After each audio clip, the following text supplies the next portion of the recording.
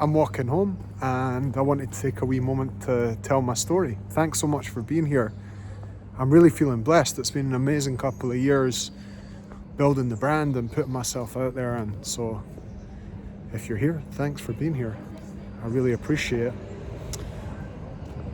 I thought I'd tell my story today just because why not? And I know there's a lot of people who probably follow me who've just seen a little short clip, so I thought it could be nice just to give a wee bit of context about me and what I do, and maybe you'll recognise bits of yourself in that, and maybe not. That's okay too. I'm Adam. I'm a songwriter, 35 years old. I'm a dad. I've got a little 7-year-old girl called Rosa, and 7 years, unbelievable. Time flies. And I've been a songwriter since I was 20 years old. I mean, I've been a songwriter for longer than that, but what I mean is professionally, I've been making music professionally as a job for about 20 years. It's had many ups and downs. The effort and energy is compounded over time.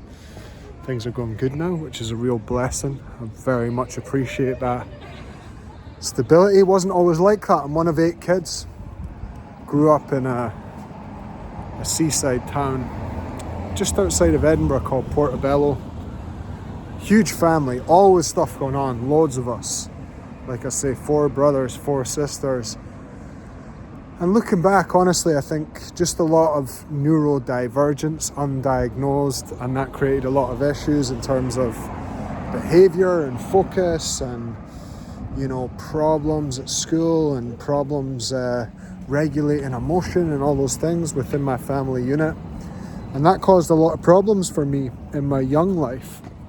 In my young life as a kid, I experienced abuse and experienced a lot of violence and a lot of death and a lot of mental illness just from a young age. We had this shop that was attached to my house, and the shop was like a drop-in centre for the community, so I met a lot of interesting characters through that, And I think on some levels, that's almost where I learned how to really connect with people and probably how to write songs.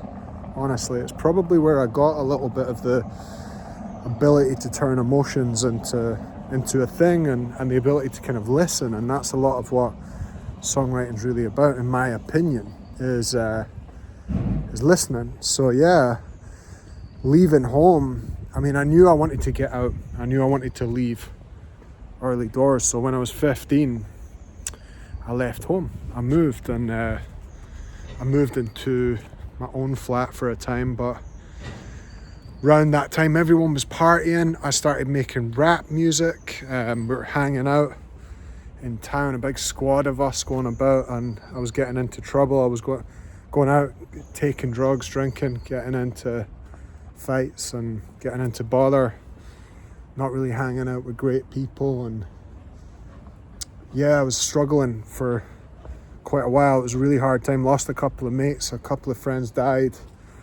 from drinking and drugging, and I really just became a little bit unraveled by all of that. Didn't really know how to process it. My first girlfriend, she took her own life. And I was just working it all out, just trying to process things, trying to make sense of things. And I went down a bit of a spiral, got really addicted to drugs. And I guess it was just like a solution at the time. It was a way to process the pain. It was a way to get through the difficulty. And probably a wee bit of a way to medicate what I'd later learn was like ADHD or whatever. But anyway, it was a tough time, and I managed to get some work on a construction site. I was doing that a few years, and at the same time I was also actually entering competitions with some songs that I'd made. Like I was a rapper at the time, but I was entering competitions with some songs that I'd made, and I wasn't really expecting to hear anything back. I was just working on the construction site and then kind of doing bits of music. And one day I really wanted to become a carpenter, And in Scotland, you have to do what's called an apprenticeship. Don't know what it's called in the States, but the idea is, you know, you work under a tradesman for like 4 years and become time served. Now, I'd been labouring, I'd just been grafting, as we say in Scotland, just working hard, and not really in that skilled of a way, just digging holes and lugging cement around and working and making money. I was making like £187 a week, which was enough at the time to live in a flat in Edinburgh and have enough to eat and have my roll-ups that I used to smoke and things like that. And yeah, on the same day I finally got offered an apprenticeship to be a carpenter, and on the same day, I'm just going to turn around because I think the wind might get quite mental that way. On the same day I got offered to go in this into this competition, so I went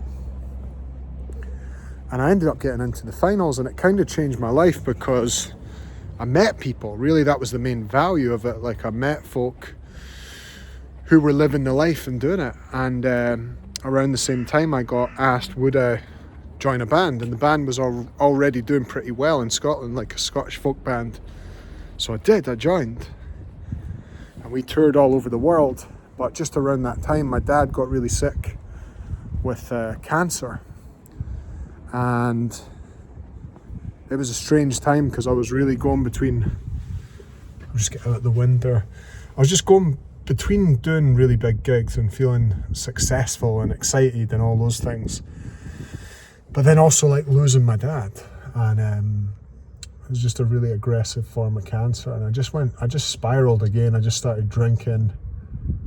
He gave me a bunch of money to make a record of his favourite songs. I drank it all in the pub, and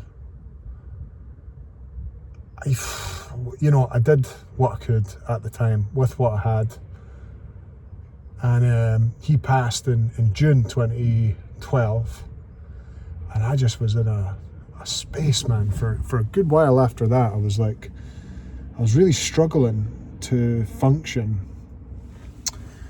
And so I asked my brother at that point, I said, because my brother Colin was the only one in my family really who seemed like he was doing kind of all right.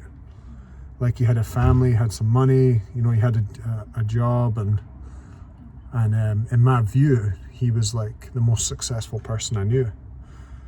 And because he was from my family, because my excuse before was like, no one from my family could do well, but when I saw him do well, I thought, well, there must be a way for me to do this. So I asked him, what did you do? And he said that he'd done a thing called cognitive behavioural therapy, and I had no idea what any of this stuff was, but I just Googled it, and I found the first person I could find, and started going, and that was really, really, really life-changing, like really changed my life. And still does. I still go to this day. And then when I was 27, I met a woman on tour. I was doing loads of gigs, touring all over the place. We were dating for 3 months, and she got pregnant, and that was the start of my daughter Rosa. So me and Rosa's mum only managed a couple of years together, didn't really know each other, and we split. And again, that was just the toughest time, man. It was so tough. I didn't have any money. I was in debt. I was just, stressed out my head. So I had to figure out how to make money and be a music, because my whole career, I knew I wanted to be a dad. My dad wasn't really around in the same way I wanted to be. And I knew if I want to do that, I can't be gigging like I used to. That was how I used to make my money, just doing loads of gigs. And I knew I couldn't do that anymore. So I thought I have to figure out a way to make money. So I started working online. I started doing concerts kind of close to home, and that was the start of this kind of new life that I have now. This new life where there's a few things I do. I do gigs in Scotland and the UK. I help people make albums, and I've got a club where I kind of teach all the lessons that I've learned over the years, and it's been a wild ride. I'm on 1 million followers now. I make a lot of money. I've got a club, I help loads of people find their emotional regulation and make stuff. And my daughter's well looked after. Me and Rosa have an amazing relationship. I still go to therapy. I work out as much as I possibly can. And I'm doing pretty good these days. So yeah, if you're someone who's like struggling, you know, you can do it too. I've been there, and it is possible. It's not easy, but it definitely is possible. And yeah, my only recommendation if you're really struggling would be definitely go to therapy, because that was everything for me. Anyway, that's a bit about me.